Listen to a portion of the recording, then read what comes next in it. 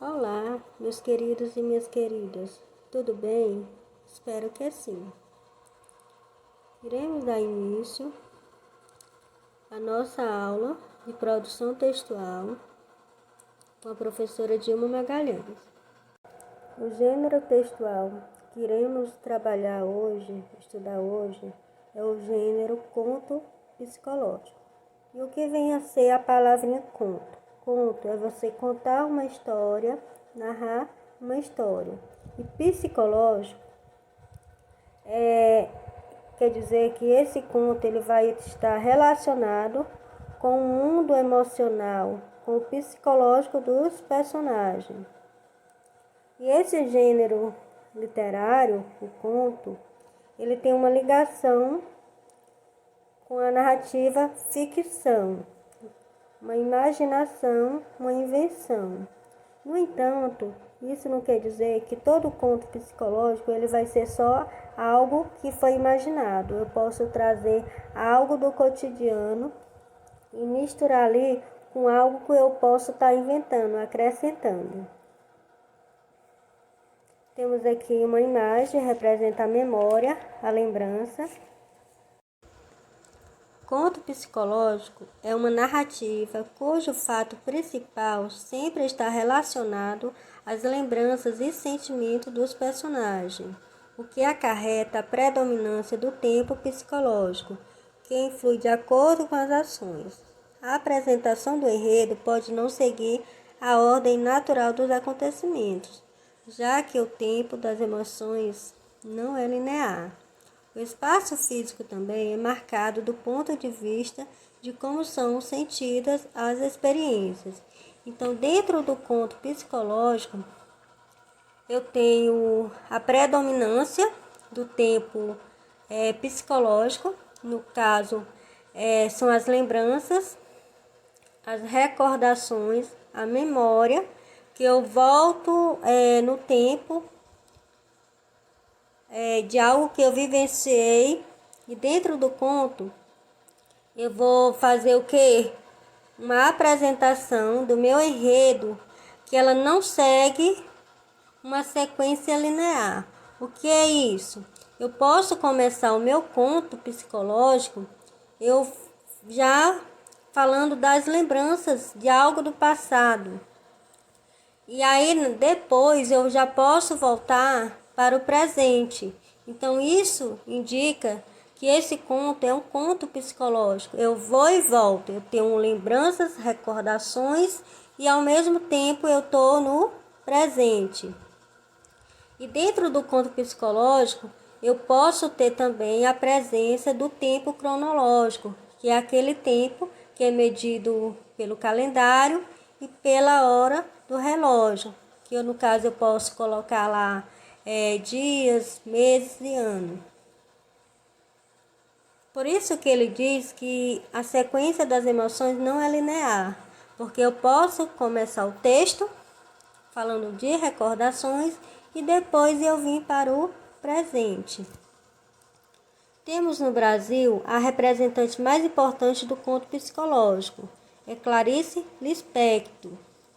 Em seus textos, geralmente, um fato do cotidiano ou uma lembrança aparentemente banal desencadeia no personagem uma viagem ao seu próprio interior para questionar a própria existência ou ressuscitar dramas existenciais.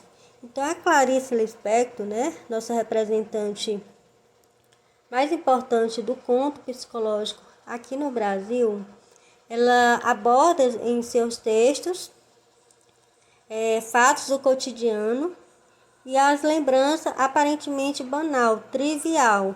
Porém, dentro desse conto, ela faz com que os personagens viajem ao seu mundo interior em busca do seu emocional, atingir o seu emocional, seu psicológico, fazendo com que ele venha refletir a sua própria existência.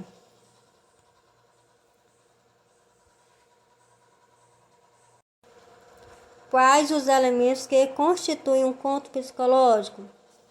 Temos no conto a presença de um narrador, que é aquele que vai narrar o conto. Temos os personagens, que são responsáveis pelas ações, o enredo, o tempo, o espaço, o conflito e o desfecho. O tempo. O tempo cronológico se organiza de acordo com a sucessão dos acontecimentos. Então, o tempo cronológico, eu vou ter o começo, meio e fim. Na sequência, o que é linear. Ele é o mesmo para todos e pode ser objetivamente medido em segundos, minutos, horas, dias, meses e ano. Nos textos, ele é predominantemente nos relatos de ações. Nos contos psicológicos, o foco não são a sequência de ação nem a descrição de espaços externos, e sim a investigação do mundo interior das personagens, em uma tentativa de mostrar os impulsos e anseios comuns a todos os seres humanos. Então, o conto psicológico, ele não se preocupa com o meio em que aquele personagem vive, e sim, ele vai se preocupar com o meio interior, sobre as lembranças, sentimentos, emoções, o que a pessoa está passando. Então, ele não vai se preocupar com as ações, com a sequência das ações, e nem com os espaços onde aconteceu. Então, diferentemente do conto social, em que a preocupação era com o meio em que aquelas pessoas viviam, aqui no conto psicológico vai se preocupar com o interior do emocional, o psicológico das pessoas. Essa valorização na literatura dos aspectos mentais e emocionais surgiu no início do século XX e está relacionada a fatos históricos e a movimentos intelectuais ocorridos na época. A caracterização da personagem e do ambiente deve concorrer para criar na mente do leitor uma atmosfera coerente com as reflexões que os fatos despertam e com as sensações presentes no conto. Então, é importante que você caracterize bem, faça a descrição do ambiente para que o leitor se sinta dentro daquele conto, que ele venha imaginar o cenário. Com isso, ele ficará mais atento, mais interessado em terminar e dar continuidade àquele conto, porque ele está se sentindo como se fizesse parte daquele conto. Temos aqui um conto, Aquela Água Toda. Depois eu vou passar um trabalho para vocês pesquisarem sobre esse conto. Conto Aquela Água. Então, dentro desse conto que eu mostrei no slide anterior, temos o narrador, que é o narrador observador.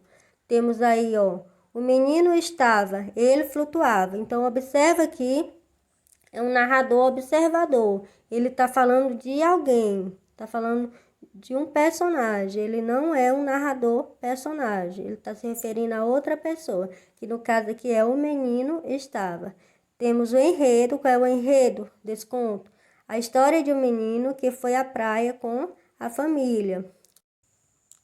Vou ler esse pequeno texto de reflexão. Leia livros, pois a leitura expande sua mente, te faz uma pessoa crítica, opinativa, novas ideias e atitudes surgem. O conhecimento nos liberta do cárcere emocional e das armadilhas do mundo. Autora Dilma Magalhães.